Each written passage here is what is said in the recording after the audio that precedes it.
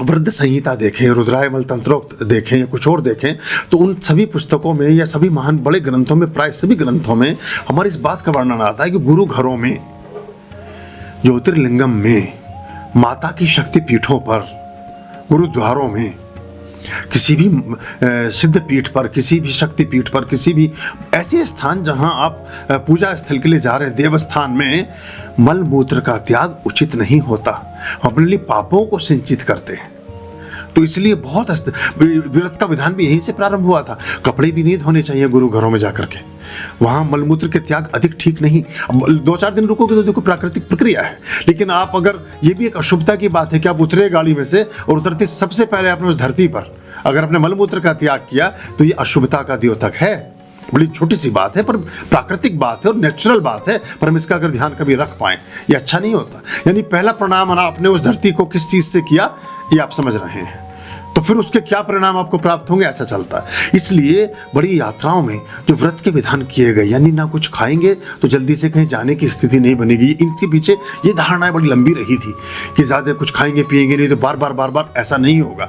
वो फिर कितना भी ख्याल कर लें, अगर अब तो देखिए परंपराएं सब बदल रही हैं, पर अब मैं ही समझा पाऊंगा इन बातों को, और कैसे समझेंगे आप।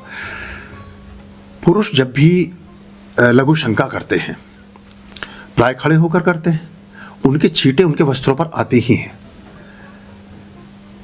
शुद्धि के दृष्टिकोण से, षोडश शुद्धि के दृष्टिकोण से फिर वो अपात्र हो जाते हैं पूजा पाठ के। अगर वस्त्र पर आपके इस तरह की चीज है जो अशुद्ध है तो आपके पूरे वस्त्रों को उसने दूषित कर दिया। महिलाओं के साथ थोड़ा एक अलग उनका प्राकृतिक एक सिस्टम है, तो उनको उतना नहीं होता, लेकिन पुरुष ने बैठ करके ये सब करना बंद कर दिया है। तो अब धीरे धीरे जैसे हम आधुनिक होते जा रहे हैं तो उससे समस्याएं और बढ़ रही हैं। आप कभी समझ भी नहीं पाएंगे कि आप 4 अनुष्ठानों में बैठ गए, होता कुछ है नहीं। आप कभी देख ही नहीं रहे कि आप क्या गंदगी साथ लिए घूम रहे हो। ये बड़ी इसमें शुचिता और शुद्धता तक है। वो देखिए, जब आप महाकाल में आरती में शामिल होते हैं या और भी बहुत सारे ऐसे प्रोसीजर्स हैं, बहुत सारे ऐसी पूजा पाठ हैं, साउथ इंडिया में तो आपको अलाउ ही नहीं करेंगे। अभी तिरुपति बालाजी में उन्होंने शुरू कर दिया है, पहले तो ऊपर का वस्त्र वो भी नहीं अलाउ करते थे, 60-65 तक अलाउ ही नहीं करते थे उसको, कि आप ऊपर का वस्त्र अभी भी अलाउ नहीं करते हैं, क्योंकि ऊपर ही पसीना हमें आता है। हमारे जो 7 चक्र हैं यही सारा काम करते हैं, तो इन 7 चक्रास को ओपन रख करके ही पूजा पाठ के विधान थे।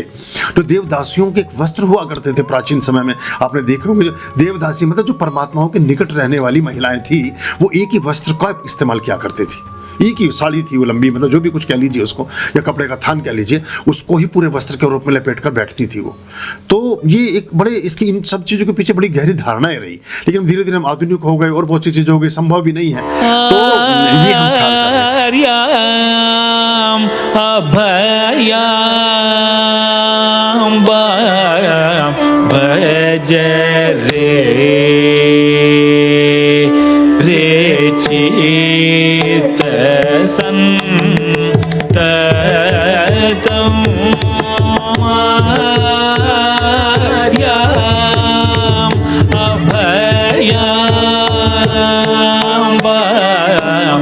भज रे